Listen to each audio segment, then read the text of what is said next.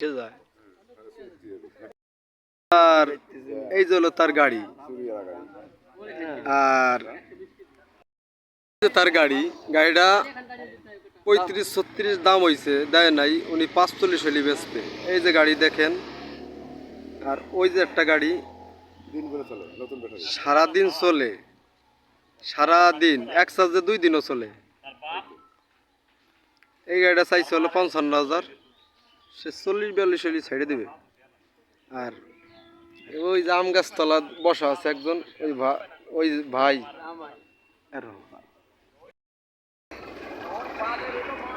আর এই যে যেটা লোক, একখানে 2জন লোক বসা, ওই লোকের মানি ব্যাগ নেওয়ার চিন্তা ভাবনা আছে। আর এই লোক হলো ভ্যানের দালালি করে। আপনারা দেখেন, এই লোকের সাথে ঘুরে যদি গাড়ি কেনেন, তাহলে গাড়িতেই তো বাস খাবেন, এমন আছে পোলাপান বউ সব চলে যাবে। এভাবে গাড়ি কেনার চিন্তা ভাবনা করবেন না। সবাই যার যার মধ্যে ঠান্ডা মাথায় গাড়ি কিনবার আসবেন। যে গাড়িওয়ালা তার সাথে কথা বলবেন। বাগান আছে ডকালা, আর বাগান ওই যে এই বাগানের ভিতরে যাইয়া কথাবার্তা কইয়া সেটেলে যদি পারেন আশিল মারবার চিন্তা ভাবনা থাকে, তাহলে পারা সন্ধ্যার আগ দাগ গাড়ি ছাড়বেন। আর যদি আশিল মারবার চিন্তা ভাবনা না থাকে, তাহলে 1,000-1,200 টাকা দিয়ে লেহাইয়া গাড়ি সুন্দরভাবে নিয়ে যাবেন। এই যে এরা গাড়ি বেচা কিনা ভরা হতেছে না, বাড়ি চাইল নিবে, চিন্তা ভাবনা রয়েছে কি এর পকেটে টাকা নেই।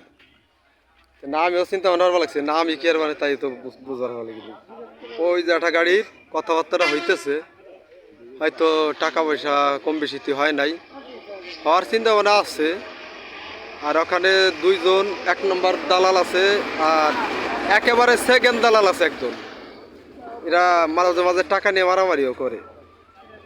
আর 2, 4, 5টা 7টা সাইকেল উঠছে। ওই যে সাইকেল বেচা কেনা তেমন হচ্ছে না, গাড়ি বেচা কেনা নাই ভাই।